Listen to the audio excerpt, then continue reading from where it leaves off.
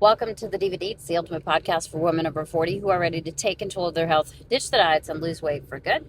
I'm your host and coach, Danya Powers, and today we are doing a car vid. Doing it for a couple of reasons. First and foremost, I haven't done a podcast in a little while. We've had a lot of life happen lately. I know I talked about it a little bit on my last podcast, but there is a lot of stuff going on in my world that has a lot of uncontrollables contributing to it. And I felt like, you know what, this is a great time to actually just bare my soul to my audience and see if any of this helps you, see if any of this resonates with you. And first and foremost, sometime, within the last little bit, I have had a little bit of a struggle in my business. I've had a huge dip in it, and we have been working through learning a new app, dealing with a new platform, working on it. The thing that I really like about my new app is the company is very responsive, where the last platform that I was working through, which wasn't my app at all, they were almost non-responsive. It would be 3, 4, 5 days before I would get an answer. The answer would come via bot. It was never actually a person. And so it was very frustrating. You know what I mean? So this company at least listens. And so I'm able to get changes. We've been able to customize everything. We do have a huge update happening any day. And I'm very nervous about it because anytime you have a huge update like that where you're changing the platform, as much as we have requested for it to be changed, there are always going to be bugs. And so that's always a little bit nerve-wracking. I don't want anybody's schedule to be interrupted.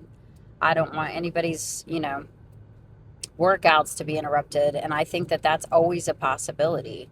So I have that. That's my first little poo of stress that's underlying. Okay.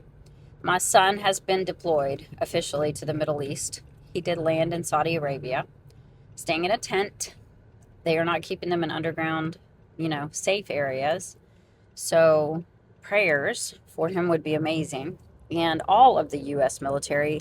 I don't want anybody hurt. That's, I think, the biggest thing. Like when you are a mama, military prayer is different. And I know it doesn't matter which country these people are from or what the agenda of their leaders are. Nobody wants to die in a war. Nobody wants to kill in a war if they're actually human. Sometimes I question that sometimes, all you have to do is like watch one serial killer thing and you're like, oh, that's not a human. So I think it's been hard. It's been hard to watch the news. It's been hard to know the things that I know. And as a prayer mama, I'm so praying for the U.S. that we can pull out of this particular conflict with little to no casualties. And I asked him, I was like, because he does like cyber work. And I was like, and I wasn't like questioning his worth by any stretch of the imagination. He's invaluable. But I was like, why do you have to go to Saudi Arabia to do your job? Why can't you do it from a remote? And he was like, well, my job is a little bit more integrated than that. I have to be on site to do what I do. And I was like, okay. And he was like a little defensive, like, my job is very important. And I was like, I am not questioning that. He's one of the smartest kids I've raised. His IQ is off the charts. The Air Force has a very valuable package in him. And I hope that they realize that. I really do think that they do realize that. And so I'm always proud to be his mama. And then I have a son at home who lost his job, and he's had a hard time finding a job, and he's in the middle of trade school, so he has specific hours because he goes to school at night. And I wish that he had chose morning school, but he didn't. They, at 19 or 20, they just still play in traffic. They don't really take advisement under, ever. So it's really been a challenge as a parent, and I think that that is something that can be relatable across the board. My mama is doing well. She has lost a considerable amount of weight. So if you don't know, Easter weekend, she fractured her back, went in the hospital, and they ended up not only having to repair her back, but they found cancer. And so we ended up on this 5-week journey where I pretty much stayed in the hospital the whole time and helped take care of her.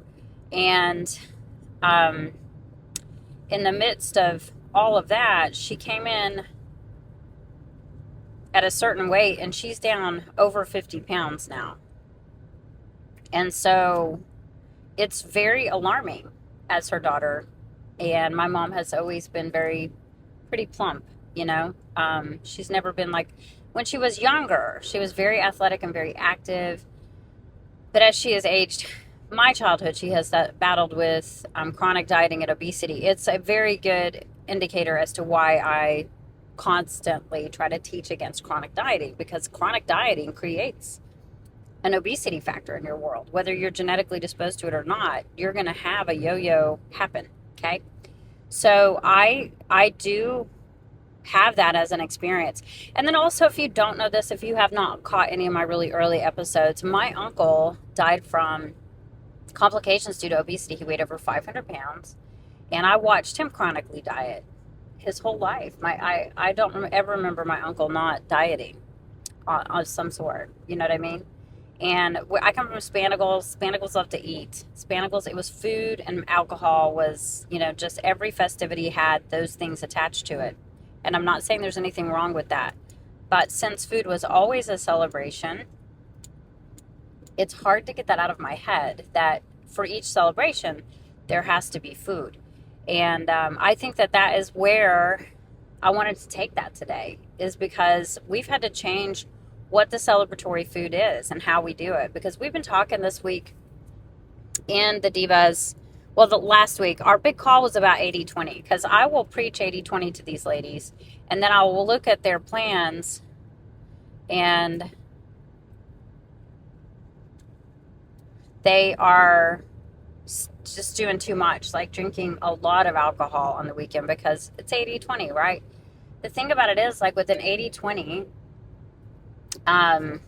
plan, you are there. If let's just do your main meals, snacks should never change. You should pretty much keep your snacks as is. Those are always, I call them bridge meals. They are bridge meals to get you to the next meal, to keep you from getting overly hungry. You do not want to enter a cooking session starving. You will eat and take bites and bites and bites, those sorts of things. And so I do think that we as humans have a tendency to overeat when we enter cooking dinner for the family. We have a tendency to overeat and become hangry.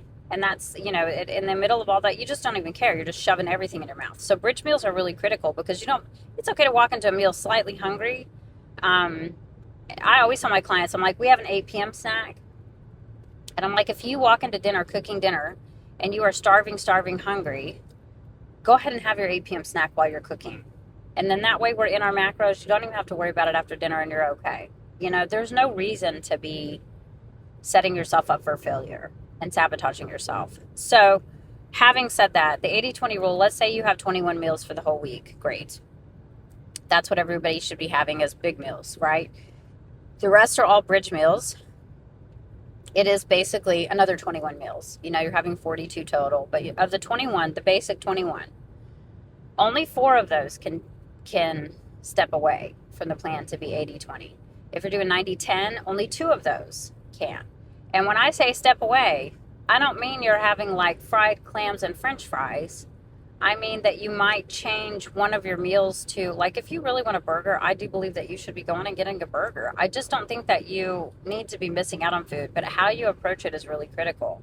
So if you're going to go to a restaurant and get a burger, that's going to be quite a bit of calories. You know, they're not using like low fat things. They're not using like calorie conscious items. They are making you a big juicy burger. So the thing that you don't need to do is get a burger and fries. Or if you get a burger and fries, do half the burger and like maybe 6 or 7 French fries. And then, baby, I want you to relish that. I really do. But a burger French fry meal can turn into 2,000 calories before you blink. And so you have to think about like, what is it that I really want? And, you know, for me, like, I am such a hamburger fan. I just cannot even describe to you. Like, every place we go, I'm always like, I want to try a burger here. Like in the town, like, what's your best burger joint? I am that person. And I love a good hamburger. It's like one of my favorite things. But, and I do really enjoy French fries, but I would pick a burger over fries any day. So I think it's important to realize that we all have our thing. We all have our thing.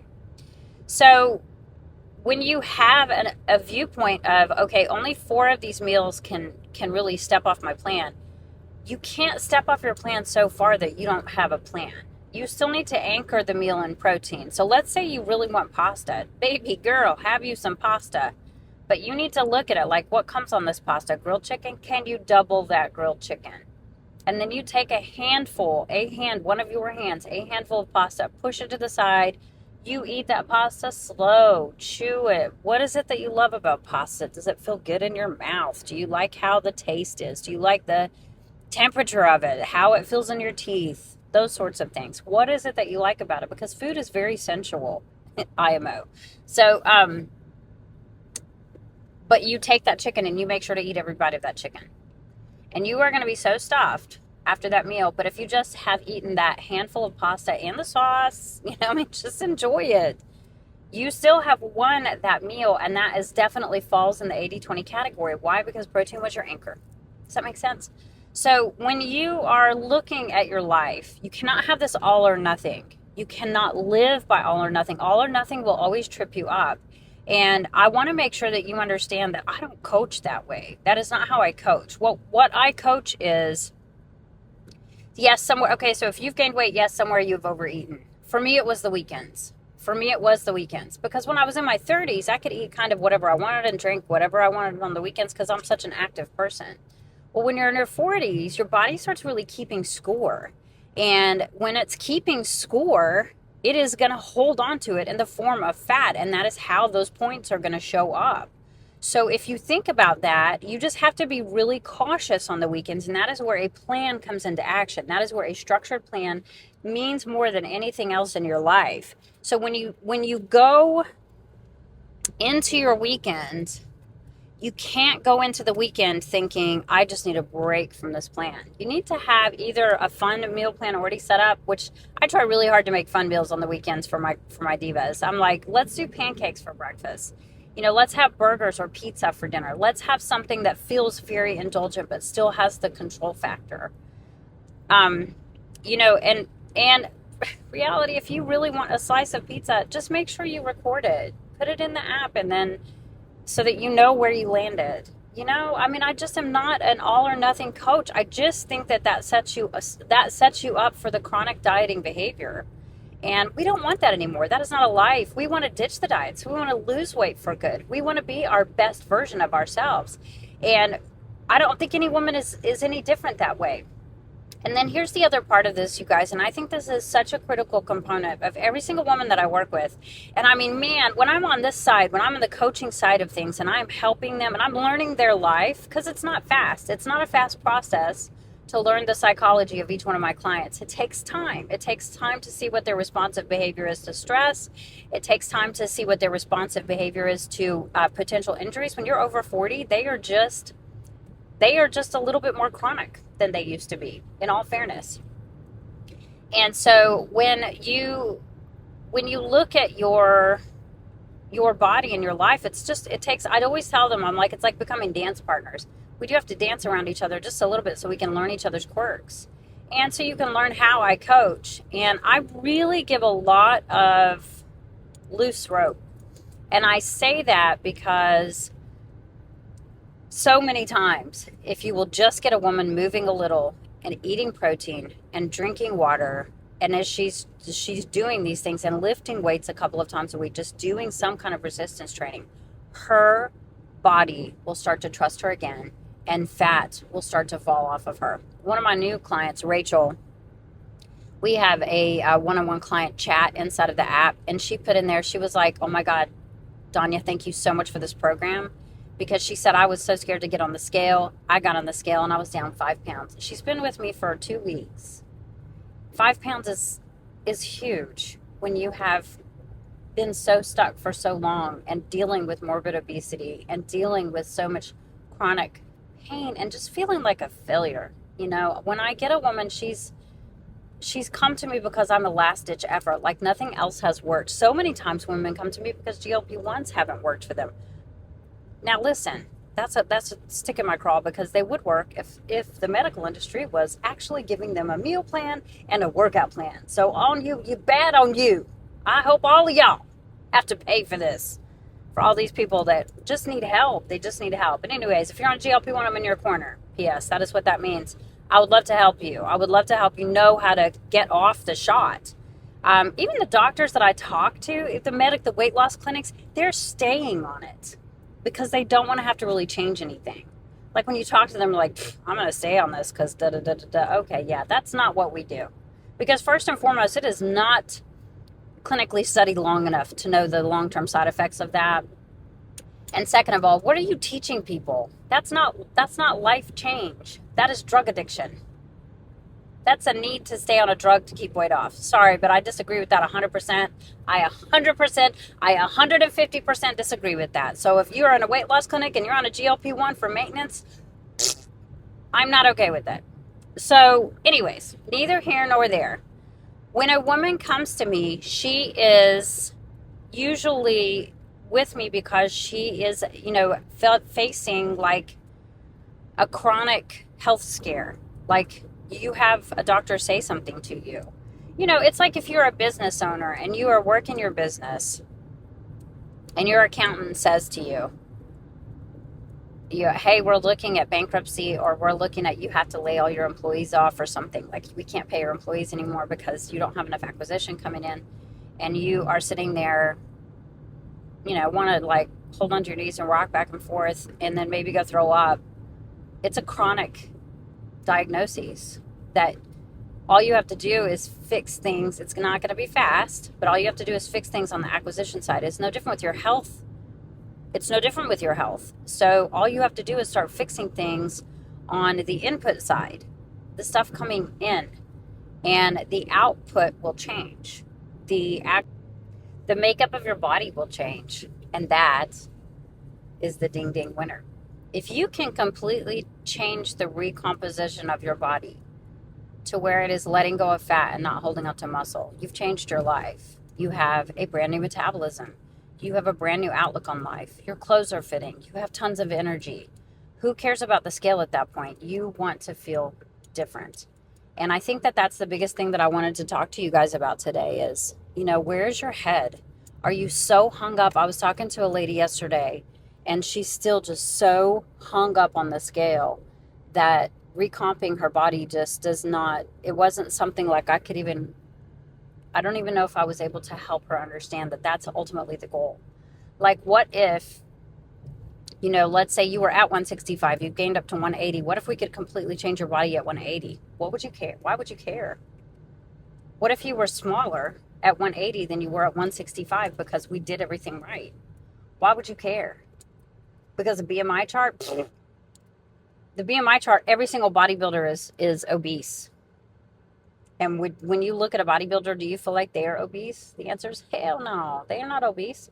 You're looking at a chart that is based on information that honestly is obsolete. It doesn't even make sense in the day and age where we understand a lot more about muscle and metabolism and all these different things. But it's a way to sell diet stuff. It's a way to sell a shot to you. It's a way to keep you addicted to a shot so that you can't ever get off the shot. You know what I mean? It's a way to sell products from an MLM company to you. It is what it's for. And so when you think about what you want from your weight loss journey, what do you want? Do you just want to chase a number on the scale? Or do you want to feel better? Do you want to feel stronger? Do you want to have more energy? Do you want to look cute in that dress? Do you want to feel sexy? Do you want to have a libido? Do you even feel like having sex? These are things that are so important as a woman over 50, as a woman over 40.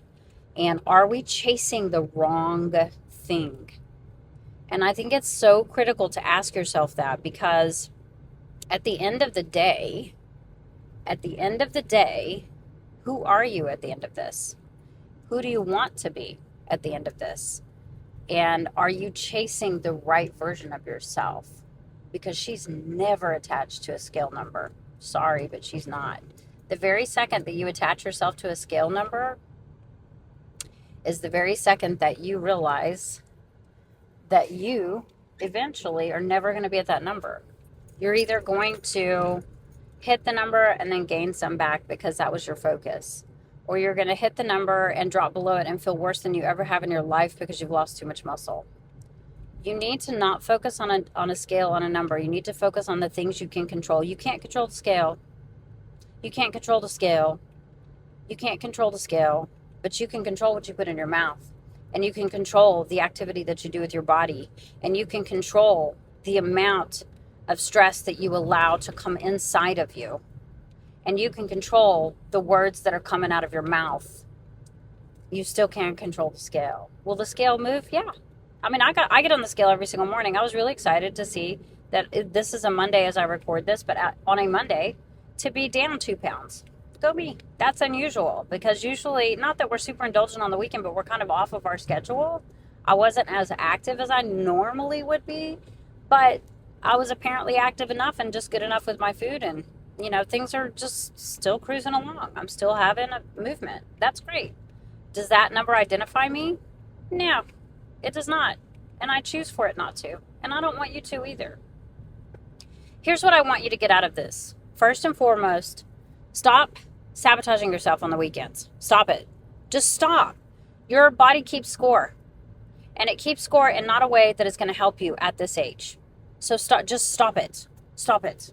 Have you guys ever seen that Bob Newhart video? Stop it or I'll bury you alive in a box.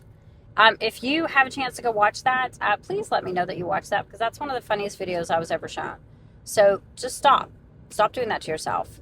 Weekends are fun. They're meant to be fun. Make it about memories, not about sabotage. Make it about memories, not about staying drunk. Make it about memories, not about hiding from your life. Make it about memories. And yeah, it's okay to have a drink. And then take the time with your people. And take the time with your drink. Don't just chug it. Why do you even want that drink? Is it because you enjoy it, or are you just trying to be buzzed? And I get it if you're just trying to be buzzed, but at the end of the day, if that is going to completely devastate everything that you've done through the whole week, have the one, not 6. So I was telling them on the coaching call, I was like, the bottles of wine are so tiny that, one glass of wine can easily turn into 4 for me, especially if I'm at home with people and enjoying my time. So I'm very cautious about drinking the 1 bottle of wine, taking my time with it. And then I go brush my teeth. I do not go and have another glass of wine, because that can easily turn into the whole bottle for me. It's just 4 glasses. But at the end of the day, that's 400 or 500 calories that you didn't need, that isn't helping you, that doesn't have any protein in it. Now, if they start coming out with protein wine, I'll be skeptical, but I can see that potentially happening, can't you? We're just in that protein era. This is protein too. Nobody asks where the protein came from, grubs. Nobody asks. Ew.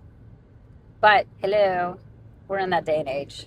All right, you guys, listen, I hope you got some value out of this. I would love to know your biggest takeaway from this. If you're not following, make sure you follow me. I am at Danya Powers EC.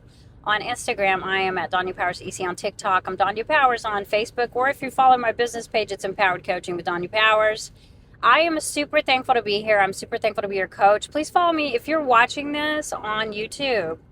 If you like this, follow, like, subscribe, comment, share. YouTube works one way and one way only.